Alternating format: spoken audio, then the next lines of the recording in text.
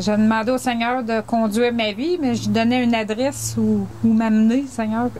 Et c'était pas toujours... des fois, c'était pour m'en aller directement dans un piège. J'avais une attirance pour les pièges.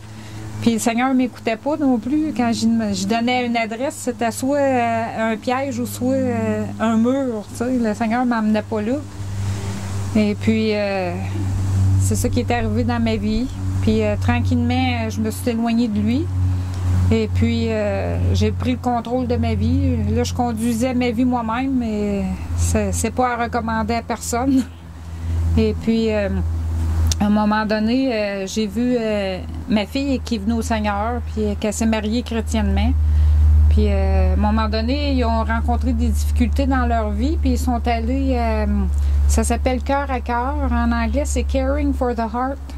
Puis j'ai vraiment vu un changement dans leur vie. Et là, ma fille priait pour moi, ma famille. J'ai un de mes frères qui est chrétien, il priait pour moi. Puis de temps en temps, ils se tenaient, là, parce que ça donnait pas grand-chose, tu sais. Mais ils ont tout le temps persévéré à prier pour moi. Oui, puis Cœur à cœur, tu disais déjà que c'est un ministère comme qui parle de, au fond, qui adresse comme la guérison, réconciliation oui, dans puis le couple. Guérir le cœur aussi, puis dans des couples, mais aussi pour une personne qui est éloignée du Seigneur pour reconnecter le cœur avec Dieu. Oui, oui, oui. Et puis, quand ils m'ont envoyé, parce que ça prend presque un an pour être capable d'aller là-bas. Puis ils m'ont envoyé comme un formulaire pour quelle raison je voulais aller là. Puis j'avais dit, je suis rendue même à douter de mon salut, je suis rendue à plus savoir quoi. Je connais le vrai chemin, puis vu que j'ai été souvent à côté du chemin, là j'étais rendue à avoir peur d'arriver devant Dieu dans cet état-là. Là, je me disais, je peux même pas mourir en paix, tu sais. Fait que... Là, je suis allée à cœur, puis le pasteur qui était là, ça dure 3-4 jours quand tu es... Ouais. Puis là, le pasteur, il m'avait, à un moment donné, par la prière, il m'avait demandé, as-tu une image de ton cœur? Puis qu'est-ce qui m'est venu à l'idée, c'est ma voisine, à ce moment-là, elle m'avait demandé d'aller chercher 2 plantes qu'elle avait chez eux. Si je les voulais, c'était 2 arbres, puis ça avait des belles fleurs là, l'été. Puis elle m'avait dit, viens les chercher parce que je les rentrerai pas dans la maison puis ils vont mourir dehors. Puis à ce moment-là, je vivais avec mon copain puis je lui demandais d'aller les chercher parce que ça prenait un camion pour ramener ça chez nous. Puis il a tellement retardé qu'on était rendu au mois de novembre. Puis quand il est allé les chercher, il était trop tard. Il était déjà gelé puis il était mort. Mais je les ai fait mettre dans le sous-sol quand même. Puis tout l'hiver, quand j'arrosais mes plantes en haut, j'avais tout le temps comme une idée d'aller arroser ça, même si c'était mort. Puis je sais pas pourquoi. Puis j'ai fait ça pendant tout l'hiver. Puis c'était 2 cotons secs. Mon copain accrochait son manteau puis ses calottes après ça. Wow. Fait que, puis là, à chaque fois que j'arrosais mes plantes, j'allais arroser ça. Et puis, ça m'a donné l'image que ma famille qui priait pour moi, il se trouvait à arroser une plante qui était morte. C'est ça qui m'est venu à l'idée. Puis rendu au printemps, là, il a sorti 3 tiges d'un des pots, puis une tige de l'autre, à côté du coton qui était mort. Puis là, j'ai dit, hey, il restait de la vie dans les racines.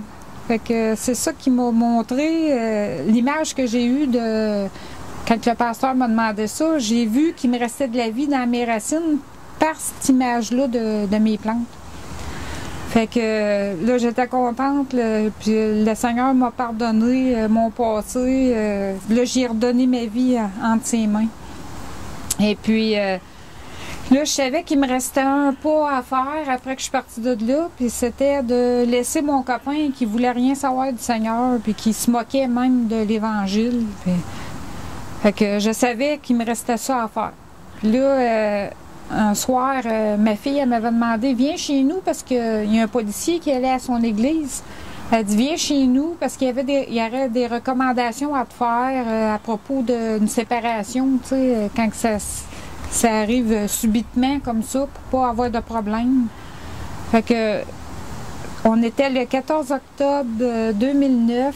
Je vais chez ma fille, puis là, je commençais à avoir dans l'idée de retarder parce qu'on était au mois d'octobre. J'ai dit, peut-être que je vais partir juste après les fêtes. T'sais. Le Seigneur, il m'a attendu tellement longtemps. Qu'est-ce que c'est pour lui, un mois de plus? T'sais? Fait que là, je dis ça à mon gendre. Je dis, probablement que je vais partir après les fêtes. Puis là, mon gendre, il est tellement sage. Il me dit, on peut demander l'opinion à Dieu. Dans la prière, on va demander son opinion. Fait que je dis OK. Fait que là, on était toutes les quatre dans le salon, ma fille, son mari, puis le policier, puis moi. Puis là, je commence à prier, puis je dis au Seigneur, Seigneur, je te demande j'aimerais ça attendre après les fêtes, mais si tu veux que je parte avant, ben montre-moi-les clairement. Puis le Seigneur, il me connaît. Fait que puis son amour est tellement grand. J'ai demandé de me le montrer clairement. Fait que là, je dis, Seigneur, je te demande ça au nom de ton Fils Jésus. Amen. Puis là, ma fille, elle dit, ça se peut-tu après... Ça fait comment d'hélicoptères que Dieu y envoie et puis qu'elle les laisse passer? Parce qu'il y a une histoire populaire dans... le milieu chrétien, c'est un homme qui avait prié pour que le Seigneur vienne le sauver parce que sa maison était inondée par la pluie. Puis là, il finit par grimper sur son toit parce que l'eau, elle montait, puis elle montait. Puis il criait à Dieu, viens me secourir, viens m'aider. Puis là, à un moment donné, il passe comme un bateau. Comme une chaloupe, là. Ouais. Puis là, il laisse passer ça. Puis là, il continue à crier à Dieu. Puis là, l'eau montait encore de plus en plus. Puis là, à un moment donné, c'est un hélicoptère qui passe au-dessus de sa maison. Puis l'hélicoptère voulait essayer de le secourir. Puis il laisse passer l'hélicoptère. Puis il dit, Seigneur, viens me secourir, toi. Puis là, ça finit qu'il meurt... noyé, puis là, il arrive devant Dieu, puis Dieu, il demande, il demande à Dieu, pourquoi que t'as pas sauvé ma vie? Je t'ai crié pour que tu viennes m'aider, mais je t'ai envoyé un bateau, tu l'as laissé passer, je t'ai envoyé un hélicoptère, tu l'as laissé passer. Fait que... C'est pas de ma faute. C'est ça. Fait que là, ma fille a dit, ça fait combien d'hélicoptères que Dieu y envoie? Il est encore en train de lui demander de lui montrer clairement. Puis son mari à ma fille, qui est tellement patient, il dit, Karine, il dit, Dieu il est bien plus patient que toi. Si ta mère elle a besoin d'une 100e hélicoptère, ben Dieu va y envoyer. Puis là, il continuait à discuter, puis on entendait un bruit dehors. On était assis dans le salon. Puis là... c'était un bruit comme d'un moteur, mais on voyait rien. Puis là, le bruit s'en venait tellement fort, de plus en plus fort, qu'on n'était même plus capable de parler à force que le bruit était fort. Puis là, la peur, elle nous a pris. On voyait comme des flashs de lumière sur sa pelouse, puis on savait pas d'où ça venait. Fait que là, on finit par sortir dehors, aller voir. Et puis, sur le toit de sa maison, à peu près à 1 pouce ou 2 de la couverture, il y avait un hélicoptère. Puis